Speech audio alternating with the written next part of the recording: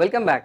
Today I'm going to explain you all about subject-verb concord, that is subject-verb agreement. There has to be perfect coordination between subject and verb in a sentence. Now, there are certain rules relating to it.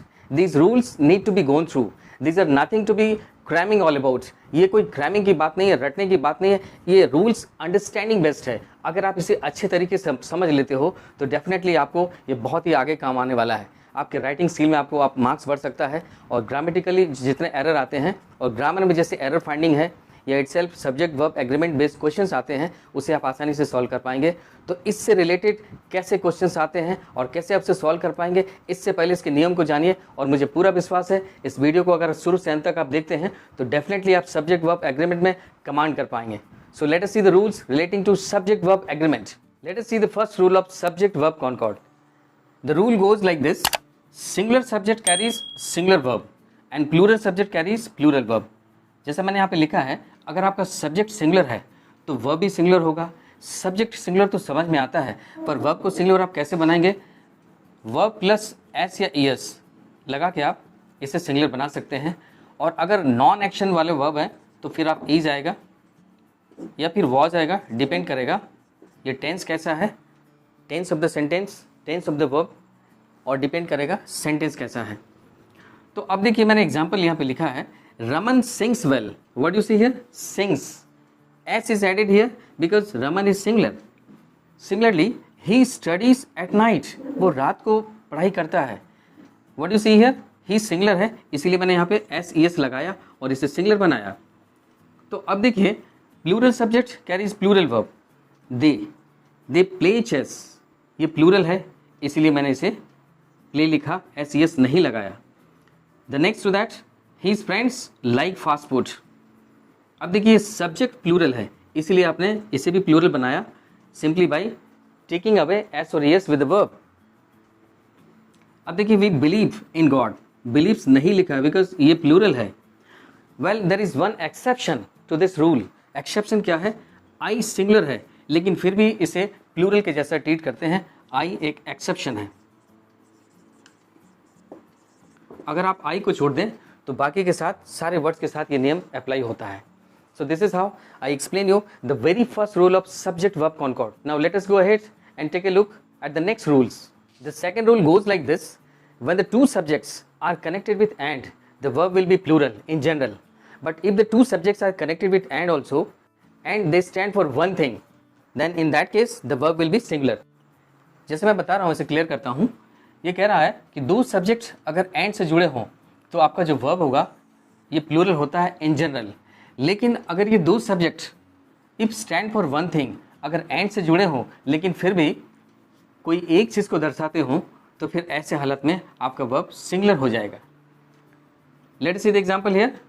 He and his brother are in the same class. वो और उसका भाई एक ही class में पढ़ता है.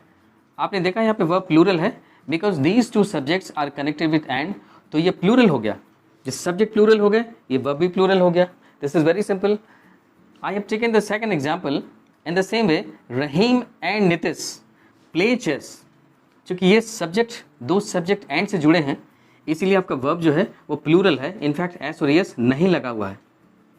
अब देखिए तीसरे सेंटेंस में देखिए little different here. Different in the sense bread and butter is a good breakfast.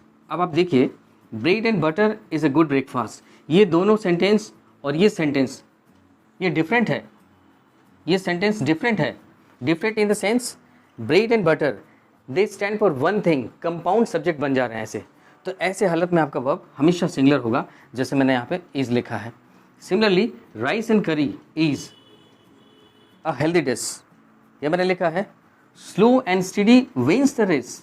अब यहाँ पे देखिए जब भी कभी ऐसे सेंटेंस हो जहाँ पे एंड लगाए हैं आप लेकिन दोनों मिला के अगर कोई कंपाउंड सब्जेक्ट बन रहा हो तो ऐसे हालत में आपका वर्ब सिंगुलर होगा. Now let us go ahead and see the next rule. Here goes the third rule. The third rule says that the things having two parts carry plural verb. ऐसी चीज़ें जिसके दो पार्ट होते हैं उसके साथ हमेशा आपका जो वर्ब होगा वो प्लूरल होगा. जैसे सीजर्स, स्पेक्टिकल्स, ट्राउजर्स, शूज़, ऐसे बहुत सारे वर्ड हैं जिसके साथ आप हमेशा प्लूरल वर्ब यूज़ करेंगे. जैसे मैंने एग्जाम्पल में लिखा है, your trousers are costly. his spectacles were shining. और थर्ड में मैंने लिखा है their shoes are new. What do you see here?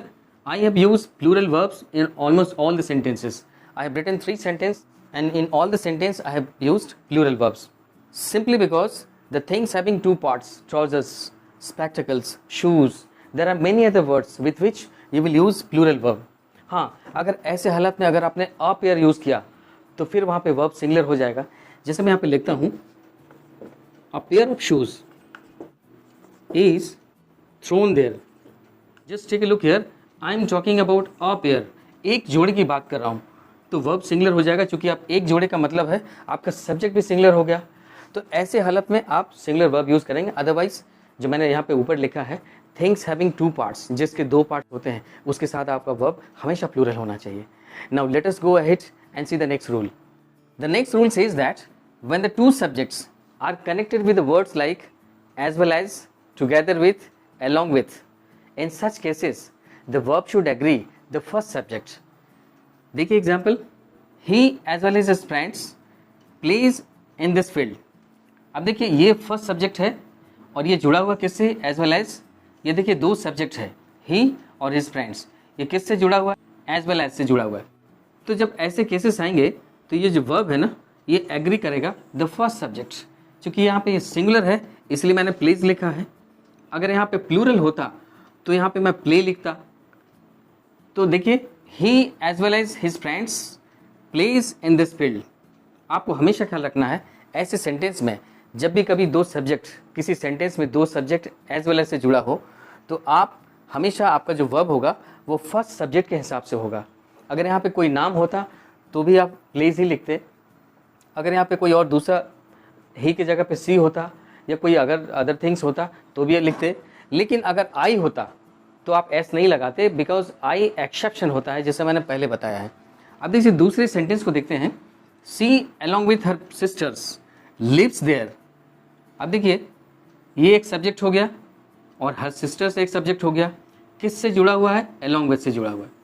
तो जब ये 2 सब्जेक्ट अलॉन्ग विथ से जुड़ा हुआ है तो आपका जो वर्ब होगा वो हमेशा फर्स्ट सब्जेक्ट के हिसाब से होगा. इसका मतलब है यहाँ पे सी था इसलिए आपने यहाँ पे लिव्स लिखा है. सिंगुलर था तो आपने वर्ब को भी सिंगुलर लगाया. अगर यहाँ पे दे होता तो आप यहाँ पे लिव लिखते. Similarly in the third sentence, Raman together with his friends studies in the same school. Raman और उसके साथ जो रहने वाले दोस्त हैं सब एक साथ एक ही स्कूल में पढ़ते हैं. आप देख सकते हैं ये मैंने 2 सब्जेक्ट को, रमन और हिज फ्रेंड्स को जोड़ा है किससे, तो टुगेदर विथ से जोड़ा है. तो ऐसे हालत में जो आपका जो वर्ब है वो हमेशा according to the first subject. Raman के हिसाब से स्टडीज़ लिखा मैंने, यहाँ सिंगुलर है इसीलिए मैंने स्टडीज़ लिखा है. अगर यहाँ पे कोई प्लूरल सब्जेक्ट होता तो मैं यहाँ पे स्टडी लिखता and the rest is same. This is how I explain you the just 4 rules of subject verb concord. The remaining rules will be made clear to you in the very next video of mine. Till then, stay safe and keep on watching my video. If there is anything relating to this, please comment down. Don't forget to hit the like button and do subscribe to our channel DK English World. Thank you so much.